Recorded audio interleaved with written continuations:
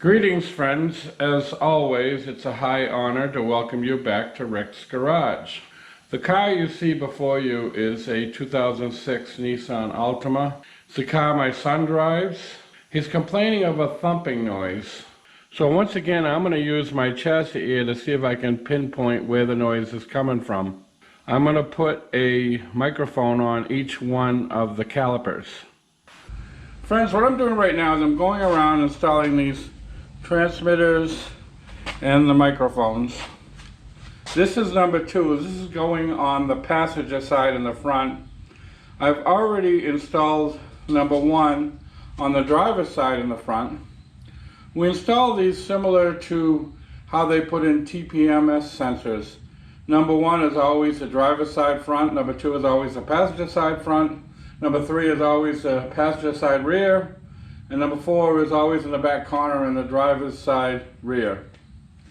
So I'm going to take a panel tool and I'm going to pry out this panel, and I'm going to try to stick this transmitter right there in a nice safe place. So now I'm going to take the microphone, it's in the form of an alligator clip, and I'm going to attach it to where the brake hose connects to the caliper. That's a good spot for it. So I'm going to go ahead and do the rest of these off camera, and I'll be back when we're ready to go on our test drive. Okay friends, I'm hoping you can see the receiver. I've got the camera attached to my rear view mirror of all places. And the only other change I made was, instead of using number 4, I'm now using number 6. The clip came unattached on number 4. I didn't feel like fiddling around with it right now. So let's start this thing up and see what happens. This car has always purred like a kitten. It's got 200,000 miles on it. My son's got enough money to buy another car if he wants to. I gave him this car, but he likes it so much, he says he's going to keep driving it.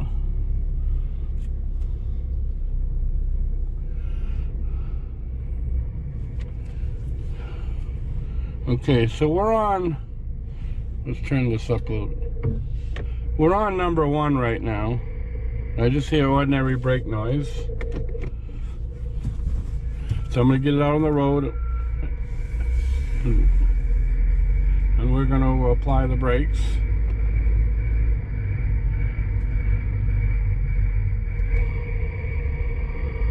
Sounds pretty normal.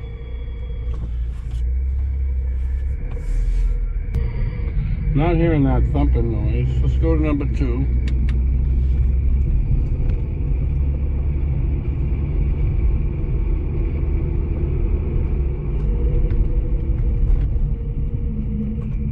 Not hearing that thumping. I'm hearing the thumping noise with my ear, but not over the chassis ear. Let's go to number 3.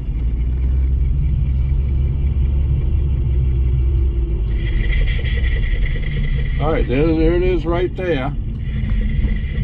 It's number 3. That's the rear passenger side. Here's what's making the noise he's hearing. Okay, we'll go a little further down. We'll try number 6.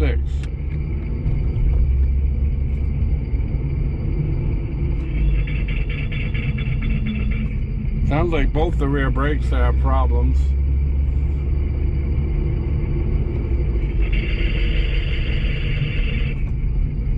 Well friends, I'm back in the shop. I've removed the wheel. We're on that rear passenger side, and you can see the problem here. See that shiny area? That's a raised hard spot on the casting. This rotor is junk, and I'm sure the rotor on the other side isn't much better. So I'm going to replace both of these rotors. Fortunately, I've got 2 rotors that will fit this car. I saved them off of another job. The rotors were in pretty good shape, but the owner insisted on new ones, so I saved them. And I can resurface those 2 rotors on my lathe and use them on this vehicle. These rotors go for about $75 each. So by turning a couple of used rotors that are still in pretty good shape, as long as I can hold him within spec. It'll save him $150 or more. I'm sort of an old school guy in that regard. Furthermore, friends, looking at these calipers, they're in awful shape. You can see they're caked on rust. I'm not even going to attempt to service them. I'm going to go ahead and order a new pair of calipers. Friends, while I'm waiting for those new calipers I ordered to arrive, I've started work on resurfacing these two rotors I want to use. It looks like they're coming out quite nicely. I'll come back when I've got everything in-house and we're ready to get started. Well, friends, it's been several days, but through the magic of video, for you it's only been a couple of seconds. As you can see, the new calipers have come in. I finished turning the rotors and they come out absolutely beautiful. They're well within spec. The thickness when new is 9mm and the discard thickness is 8mm. And I've surfaced these down to about 8.6mm, so they're well within spec.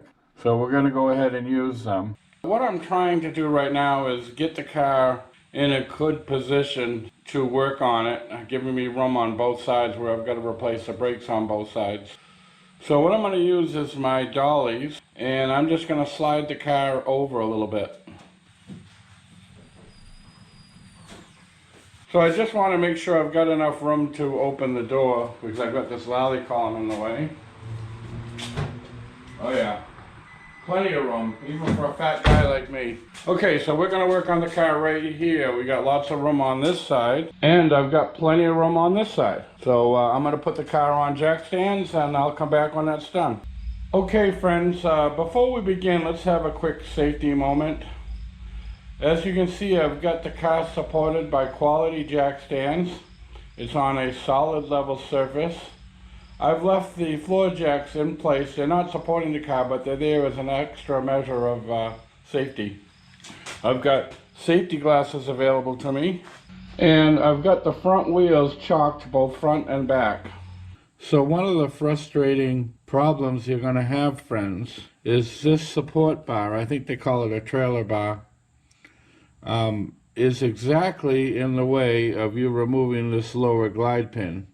You're not going to be able to get the glide pin past it, so don't even try. I'll show you how to work around that.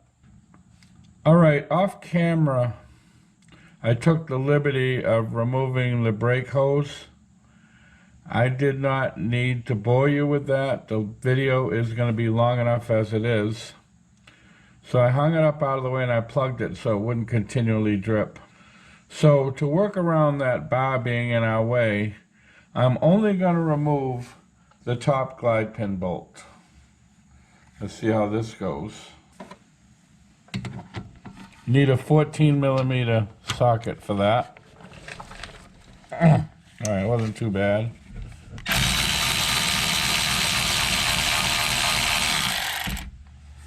Okay. So we can slip that out of there. Very good. Now I'm going to take a screwdriver and pry out the caliper.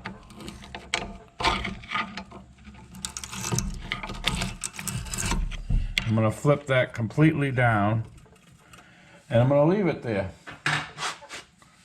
So now I'm going to unbolt the bracket and pull the whole thing out together. That's how we get around that bar. Okay, now we're going to attempt to remove that bracket. Now this bar down here is still somewhat going to be in our way, in as much as you can't use a ratchet and a socket, because if you try to unscrew that bottom bolt all the way out, the ratchet is going to get trapped. So I've got a small breaker bar with a 19mm socket, and I'm going to try to get it on there. I really can't give you a good view of what I'm doing here because I don't even have a good view. Okay, so I've got that breaker bar on there, and I'm going to put another bar on it to give me a little bit of leverage because this thing's really tight.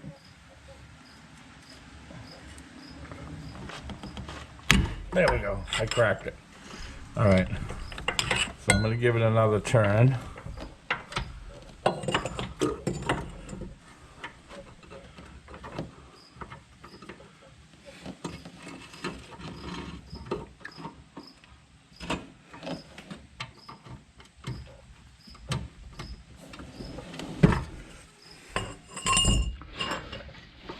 There we go. All right, so we got it loose enough now. And now I'm going to loosen up the top one. Same way. All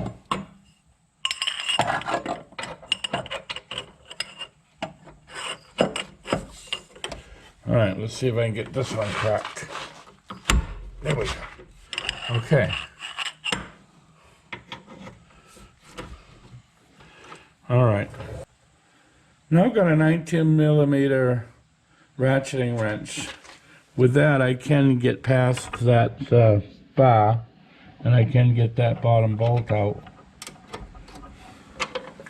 If you don't have a ratcheting wrench, it's going to be a pain trying to unbolt that half a turn at a time.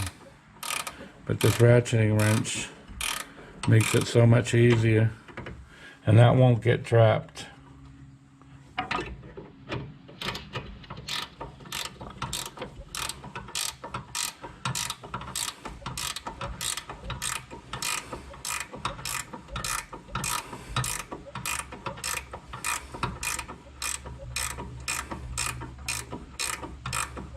Make this bolt a lot longer than it really needs to be, I guess.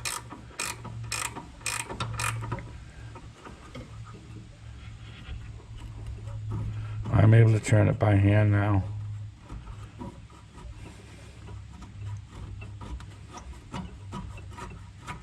Then I got it out. Very good. And it has a little washer on it, so don't forget that when you put it back.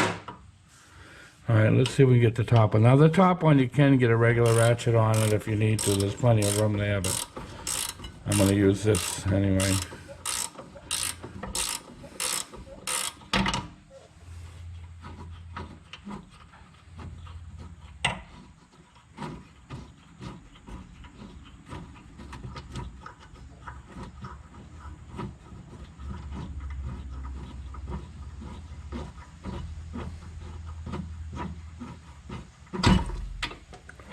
Okay, and that one's out. So now we can just lift this whole thing right out of here very easily. So that was the workaround. You can't get this bottom glide pin bolt out, so don't try. Now the whole thing can be discarded. I don't need to turn these in because I purchased brand new calipers. So these can be just thrown away. If you bought rebuilt calipers, you'd have to turn these in for credit. Okay friends, now we're going to have the fun of trying to remove this rotor. Some manufacturers give you 8mm threaded holes to force the rotor out. They do not. So what I'm going to do here is I'm going to spray a little penetrating oil in each of the studs holes. And I'm going to put a little penetrating oil around the hub. And now we're going to give it a few taps here and there. Careful not to hit your studs.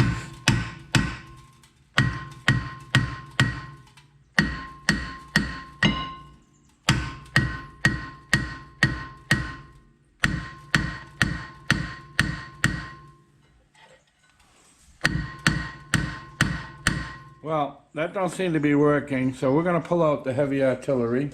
I've got an air hammer here with a flat chisel.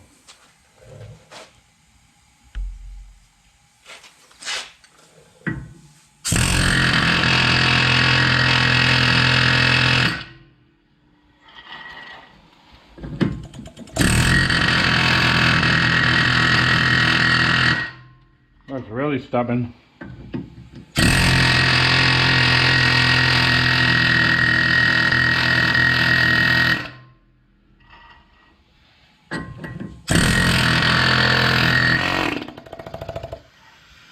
Well,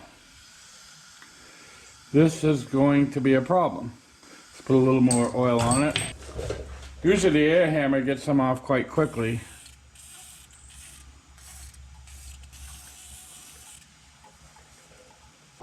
The vibration shakes it loose.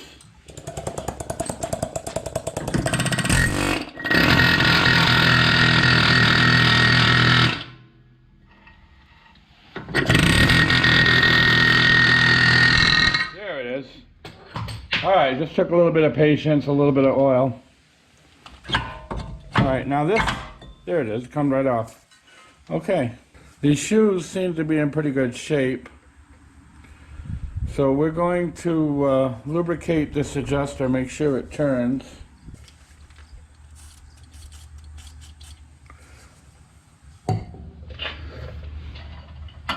Oh yeah, that turns nice and easy.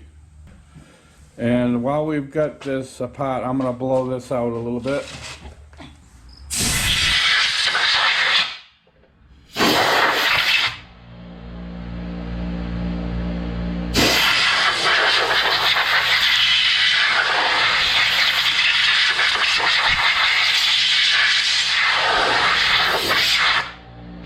Okay, I've got a little Q-tip and I'm going to carefully lubricate these contact points for these emergency brake shoes. There should be probably 3 places on the shoe.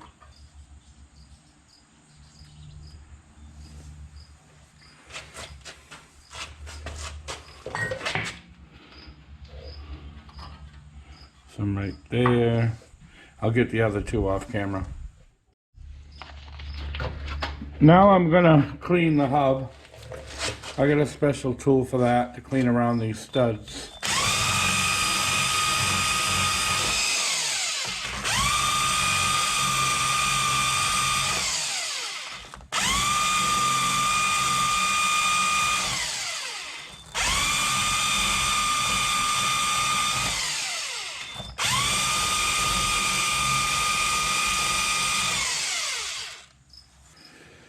Now I've got a wire brush on a drill. I'm going to get the areas I couldn't get at with that tool.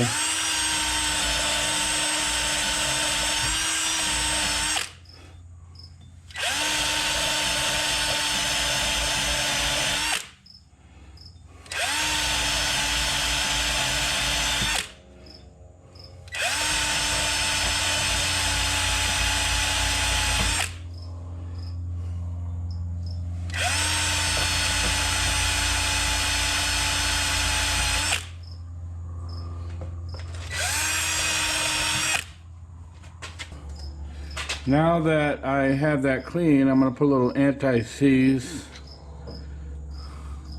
around the hub so that we don't have such a difficult time getting the rotor off the next poor soul that tries to work on this vehicle. I'm going to wipe a little bit of it off. I don't really need that much on there.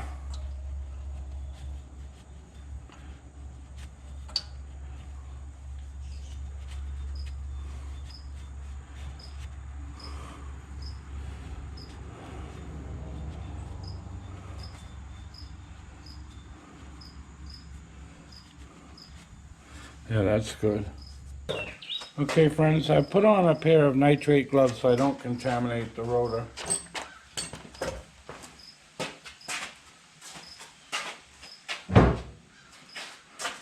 Once again,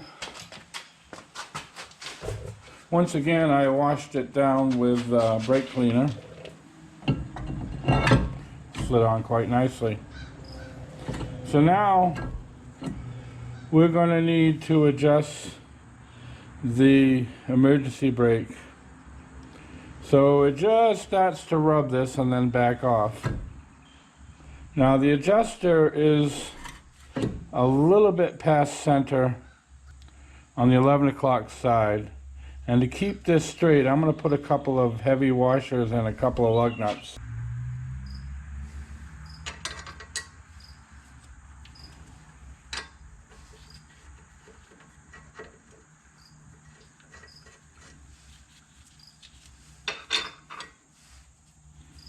I save these heavy washers just for this purpose. You don't want this rotor flopping around when you're trying to work.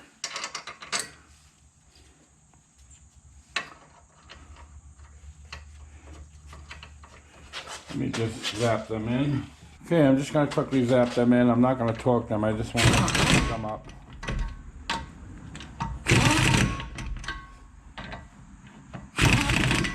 Okay, that'll hold the rotor in place while we're trying to work.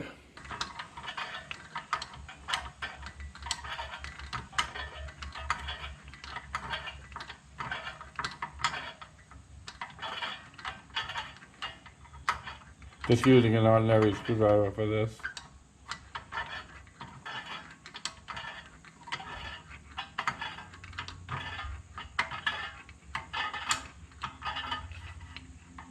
Getting a little tighter.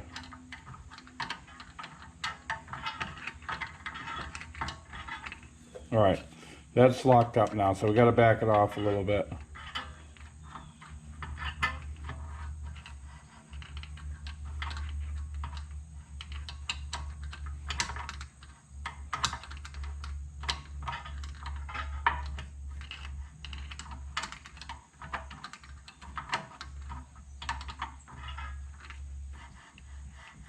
Alright, that's just starting to contact it now, so I'm going to back it off one turn. There we go. That feels pretty good right there. Just starting to contact it. Maybe I'll back it off one other turn.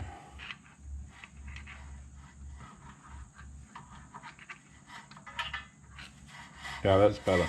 Okay, that's well adjusted. Now I'm going to put the rotor plug back in. That's important.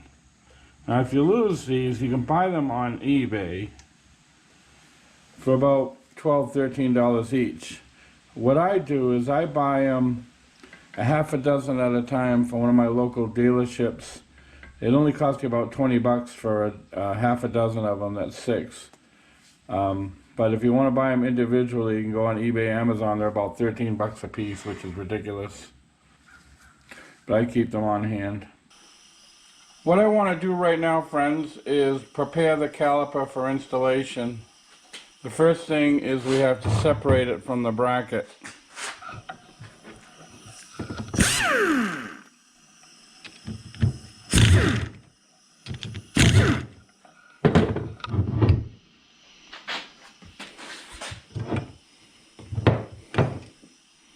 There's not a lot of lubrication on these, so I'm going to add some of my own. Get that off of there. What I've done is I've clamped the new carrier bracket in my vise, and I'm applying a little bit of Permatex anti-seize directly on this bracket, so it'll be underneath the abutment clips. Now the reason I'm doing this is I don't want rust to build up under these clips. That would cause my pads to get stuck.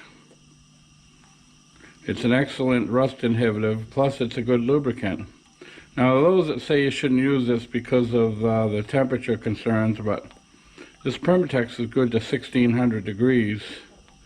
And if you heat your brakes up that high, you got a lot more problems than worrying about what you used as a lubricant. Okay, now I'm going to install the abutment clip. I'm going to line this up.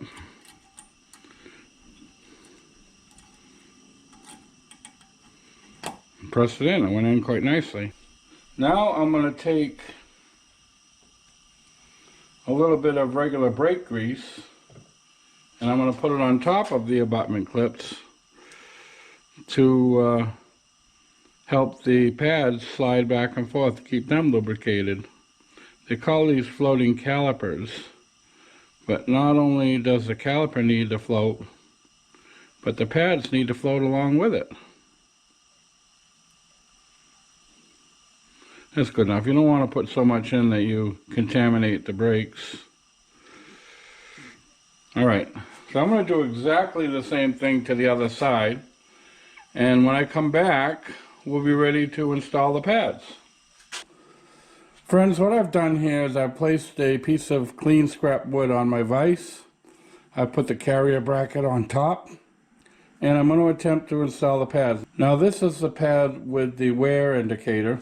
That goes toward the inside, and you can see this is also the inside. So let's see how this goes.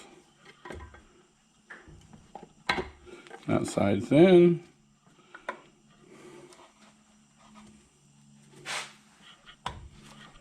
And that side's in. Now I'm going to do exactly the same thing on the other side. I'll come back when I'm ready to put this on the car. Now I'm going to add a little bit of extra lubrication to the glide pin bores. Seems like the manufacturer did not put very much in there.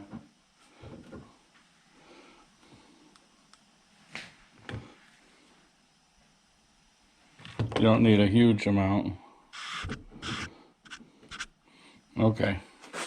So what you have here, friends, is what they call a loaded carrier bracket. Okay, so now I'm going to install the bottom glide pin.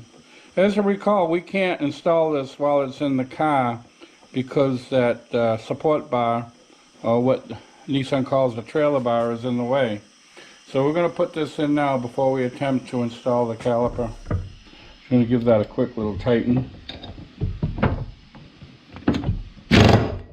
Okay, that's going nowhere. We'll put that aside, that's ready to go on. I'm ready to install the carrier bracket now. So I'm going to slip it over the rotor. Try to line up my screw. See if we can get that started. Looks like it's going in quite nicely.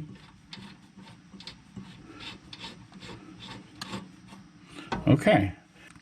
I'm going to leave that loose for the time being because as you recall, this bar is in the way and we have to flip this up so we can get the caliper and the glide pin in. So I'm going to do that right now. I'm going to flip this up, and with this flipped up we can try to, sorry I hit the camera, slide in the glide pin. Very good. Flip it over the brake pads and line up the boot hip up top here. Great. So that went fairly easy. So that's how you get around that bar. You flip it up, slip it in, and then lay it back down again. So I'm going to put this back hanging down to make it easier to install the bottom bracket bolt.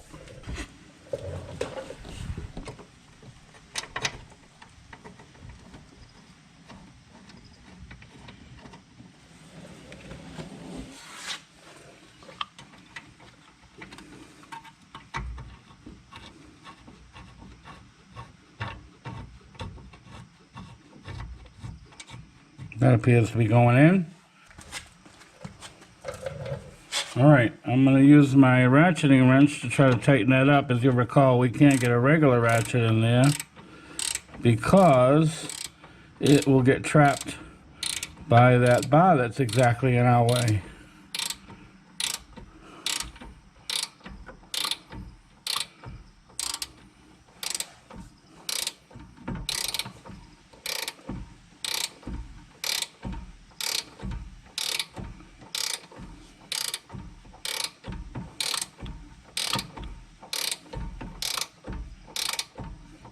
And without one of these ratcheting wrenches, this would be a very difficult and time-consuming process because you absolutely cannot get a ratchet in there.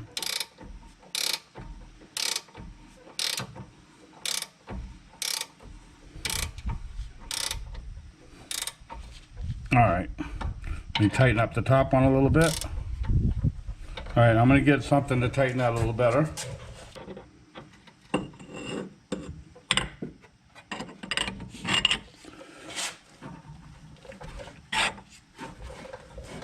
Yeah, that's good. That ain't going nowhere. Now I'm going to give the top one a good snug.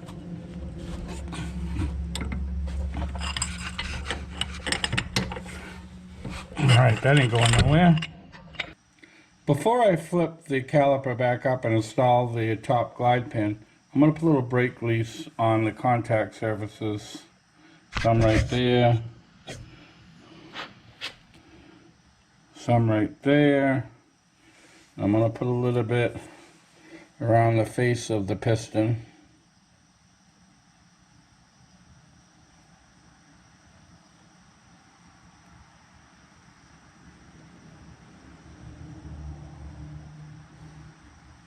That's good. Alright, so now I'm ready to flip this up.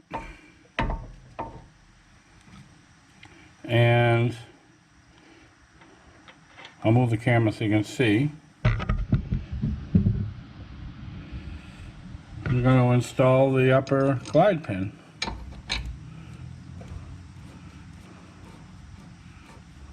And I'm going to tighten up that one. The bottom one I already tightened when I was on the bench. This is a 14 millimeter.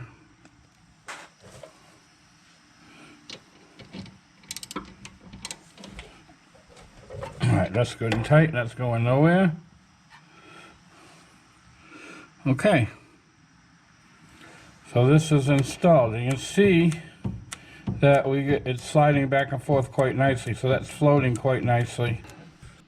Now I'm going to install that brake hose. I'm going to remove that little plug I stuck in there to prevent it from leaking. I've got a tray underneath to catch any fluid we lose. Now they give you brand new crush washers and a new bolt. If you don't use the new ones they give you, it'll void your warranty on the caliper.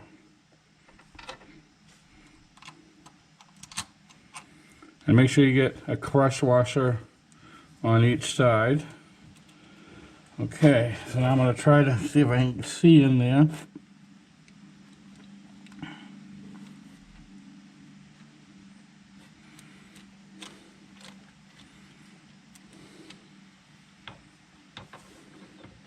Working totally blind here.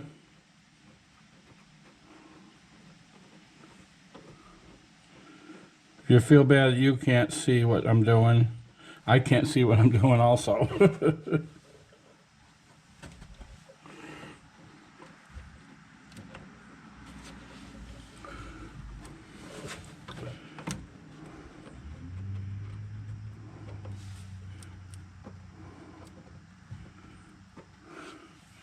Alright, I gotta try to line up that locating hole. I'm gonna have to remove this light out of my way.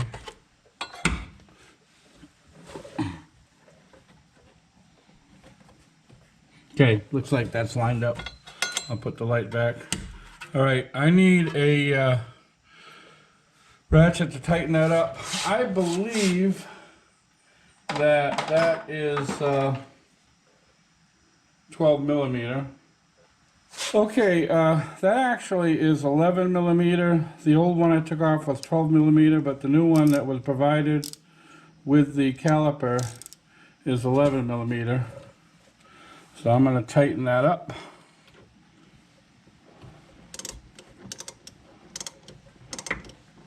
Now you have to put these really tight because they call these crush washers, and that's what you actually have to do to get them to seal. You have to crush them.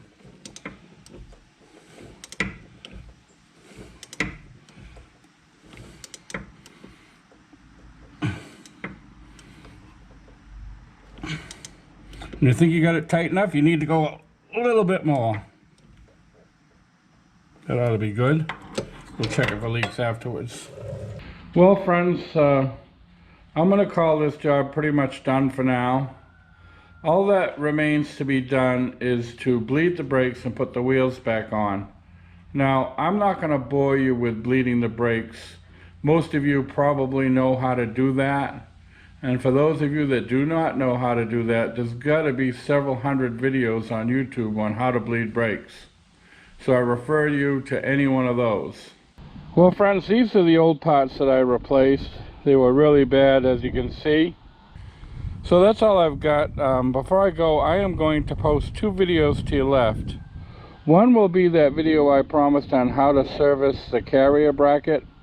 And the other one will be a video on how to tell if you can reuse your caliper or not. And to your right, as always, will be a picture of my avatar in the form of my very trusty German Shepherd. By all means, feel free to click on that should you wish to subscribe to my channel. So thanks again for watching, and we hope to see you all very, very soon.